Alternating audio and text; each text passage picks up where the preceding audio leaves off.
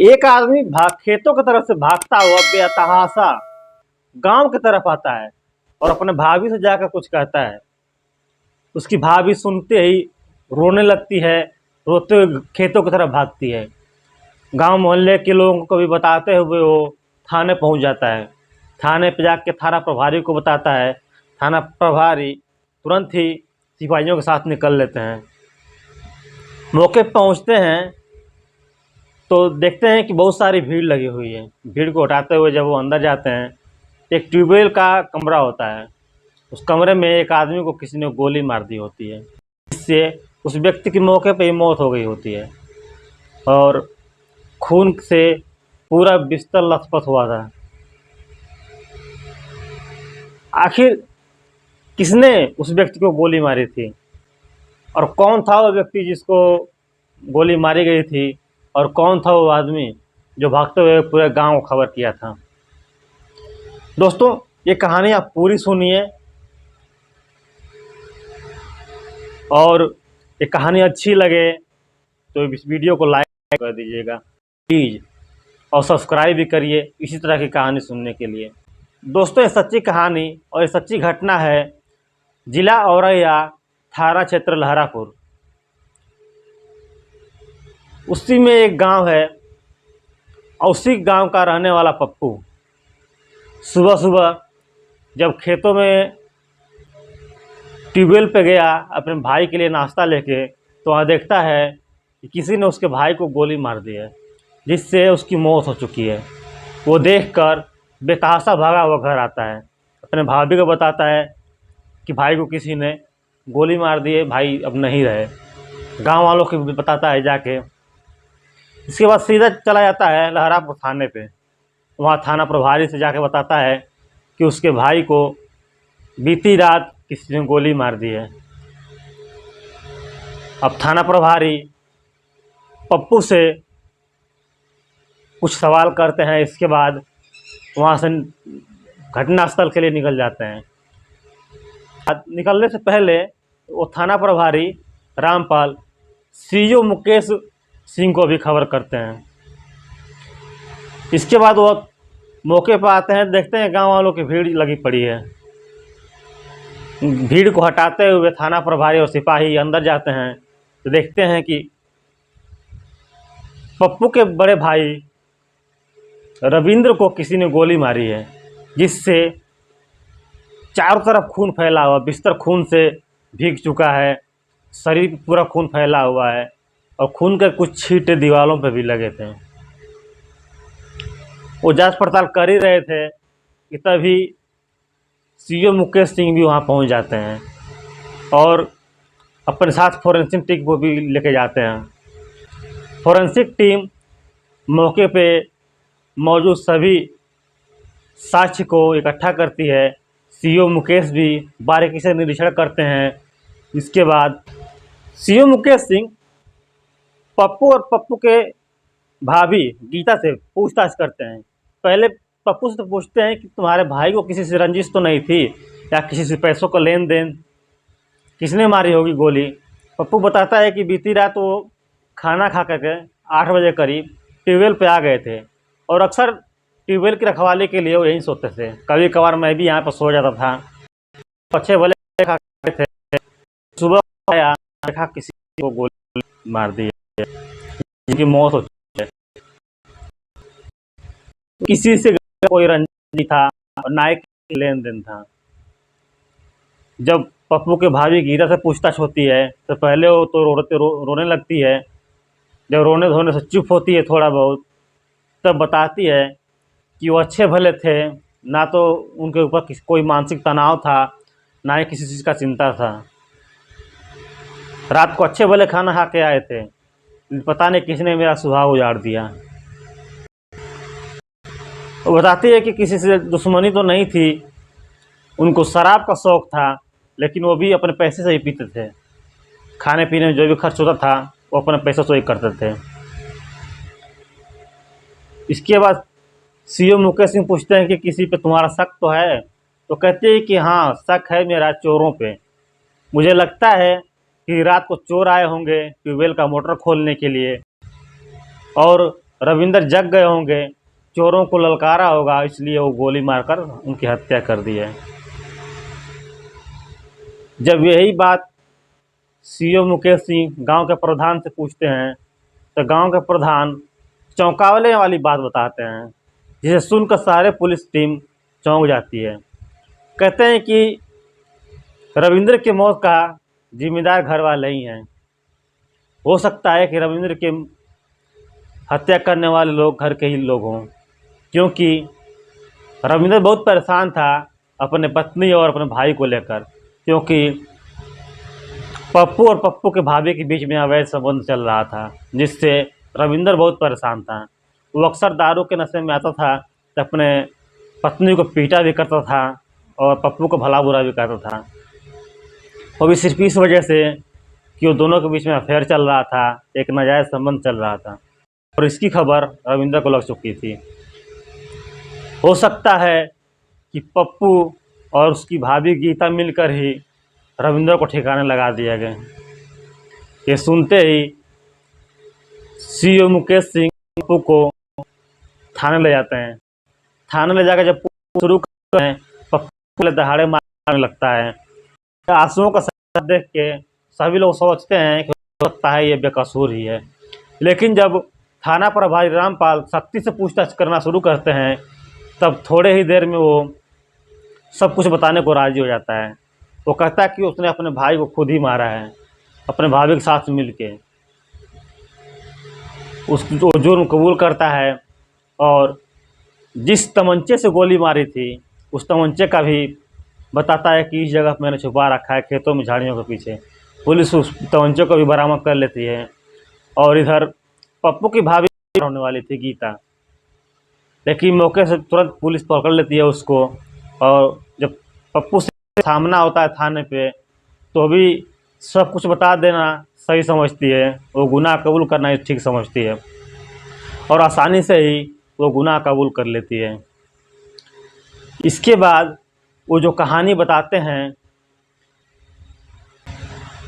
और इस पूछताछ में यही सामने आता है कि पप्पू और पप्पू के भाभी के बीच नाजायज़ रिश्ता था और जिसके वजह से बीच में बने कांटे को पप्पू अपने भाई को ही ख़त्म कर दिया। दोस्तों, आगे की कहानी जारी रहेगी। इस वीडियो को लास्ट तक सुनें, देखें और वीडियो अच्छी लगे तो लाइक करें। इसके बाद जो कहानी वो बताते हैं कि गीता की शादी रविंदर से 8 साल पहले हुई थी। 5 साल बीत जाते हैं मगर गीता की गोद में बच्चा नहीं आता। गीता माँ नहीं बन पाती है। अब इसका दोष वो हमेशा रविंदर को ही देती थी, जिसके वजह से दोनों के बीच में झगड़ा होता था। और जब भी झगड़ा होता था तो रविंदर ठेके पहुंच जाता था सीधा, और ठेके से लड़खड़ाते हुए घर आता था। अब घर जब भी आता था दारू पी के, तब फिर झगड़ा होता था और जिसके वजह से रविंदर बहुत परेशान हो गया था। अब इतना वो तंग हो गया था कि घर पे सोना छोड़ दिया, खेत में ट्यूबवेल पे जाकर था। धीरे धीरे 3 साल और बीत जाते हैं। इधर पप्पू अपने भाभी पे फिदा होता है। एक दिन चाय पीते वक्त खुल के हंसी मजाक करते हैं सब। गीता भी खुल के हंसी मजाक करती है और यही गीता की हरकत पप्पू के मन में गीता के प्रति एक कामना जगा देती है। पप्पू तो पहले से ही फिदा था अपने भाभी पे, क्योंकि वो इतनी खूबसूरत थी और जवान भी थी। इसके बाद एक दिन गीता अपने देवर को पप्पू को खाना खिलाने जाती है। देवर जी लो खाना खा लो। पप्पू कहता है ठीक है, आप भी अपने लिए खाना लगा लो, साथ ही में बैठ के खाते हैं, कुछ गपशप करेंगे, बातचीत करेंगे। अब दोनों के बीच में नज़दीकियाँ बढ़ना शुरू हो जाती है। इसके बाद एक दिन शाम को गीता बंद सवर कर सोई होती है। पप्पू कहीं से आता है तो देखता है और देखते ही रहता है। ये देखते ही गीता समझ जाती है कि पप्पू क्या चाहता है। पप्पू को अपने पास बिठाती है, उसका हाथ सहलाने लगती है। और थोड़ी देर के बाद पप्पू कहता है कि भाभी मुझे पता है कि आप माँ नहीं बन सकती, और भाई अपने कमज़ोरी का खींच आपके ऊपर ही उतारते हैं, आपको ही पीटते हैं। भाभी मैं आपसे बहुत प्यार करता हूँ। ये सुनकर गीता भी शौक हो जाती है और वो भी कहते हैं कि देवर जी मैं भी आपसे बहुत बहुत पसंद करती हूँ, लेकिन जो हमारा रिश्ता है इसको मैं अब तोड़ना चाहती हूँ, इस सीमा को तोड़ना चाहती हूँ, लेकिन इसका अंजाम क्या होगा। पप्पू कहता है कि भाभी आप अगर मुझे अपना बना के रखोगी तो मैं आपका ही बन के रहूँगा, कभी आपको नहीं छोड़ूंगा। अब दोनों के बीच में नाजायज़ रिश्ते बन जाते हैं और बिस्तर पे जम के सामाजिक रिश्तों का, सामाजिक मर्यादाओं का धज्जियाँ उड़ाते हैं सब। इसके बाद वो कहते हैं ना कि नाजायज़ रिश्ते कितना भी खामोशी से करो, कितना भी छुपा के करो, लेकिन एक ना एक दिन इसका भांडा फूट ही जाता है। और ऐसे ही एक दिन दो आंगन में ही दोनों रंगरलियाँ मना रहे थे कि पड़ोस की एक भाभी ने देख लिया। अब उन्होंने देखा, अब देखते ही अगले दिन पूरे गांव में इन दोनों के पाप लीला का खबर फैल गया। कुछ दिनों के बाद रविंदर को भी इसकी खबर लगी। जब वो अपने पत्नी से पूछा तो अपने देवर से नाजायज़ रिश्ते को सिरे से खारिज करते हुए बोली कि पप्पू मेरे सगे देवर हैं, इनसे मैं हंस बतिया लेती हूँ, इसके वजह से लगता है गांव वालों को, पड़ोसियों को कि मेरा नाजायज़ चल रहा है। उसी लोगों ने आपके कान भरे हैं।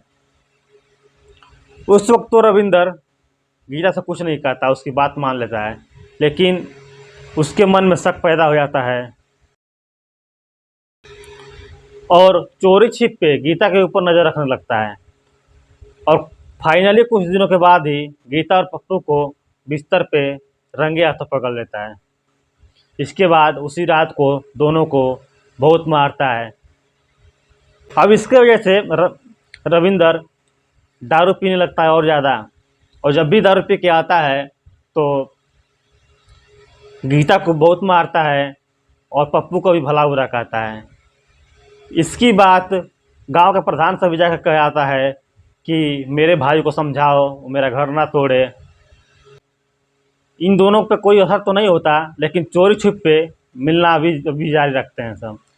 और पप्पू अपने भाभी के प्यार में इतना पागल हो जाता है कि जब भी मौका मिलता है अपने भाभी से मिलन कर लेता है। अब एक दिन गीता पप्पू के पास बैठती है और कहती है कि देवर जी हम कैसे, अब कितने दिन तक इस शराबी की मार खाते रहेंगे, गाली खाते रहेंगे। किसी दिन शराब के नशे में आकर मेरा गला घोट दिया, मैं मर गई। तो पप्पू कहता है कि ऐसा नहीं होगा, अगर आप मेरा साथ दो तो मैं अपने भाई को रास्ते से हटा दूंगा।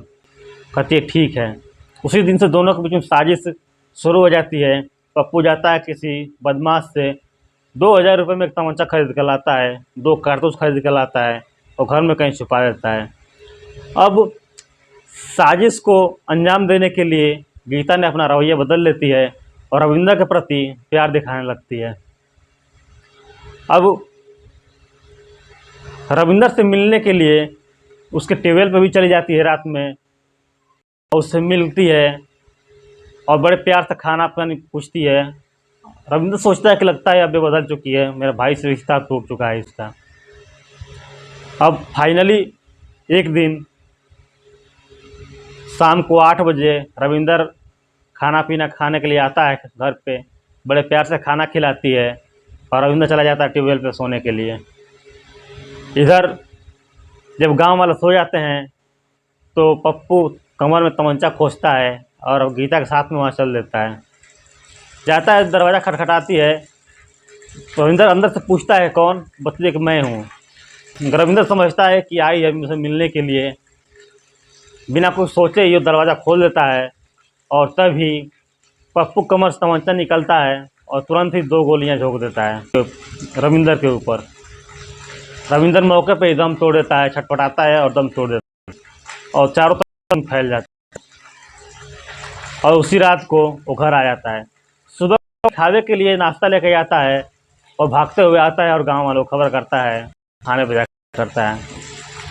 ये बयान उसका नोट करती है और दोनों को मजिस्ट्रेट के पेश करती है और वहाँ से दोनों को जेल भेज दिया जाता है। तो दोस्तों, ये रहा देवर भाभी के नाजायज़ संबंध का अंत, और हर नाजायज़ संबंध का अंत कुछ ऐसा ही होता है। दोस्तों, ये कहानी आप लोगों को पसंद आई हो, इस वीडियो को लाइक करके इस चैनल को सब्सक्राइब कर लें और बेल आइकन बटन को दबा लें और अपने दोस्तों में भी शेयर करें और प्लीज़ लाइक ज़रूर करें। मिलते हैं अगले वीडियो, तब तक के लिए जय हिंद।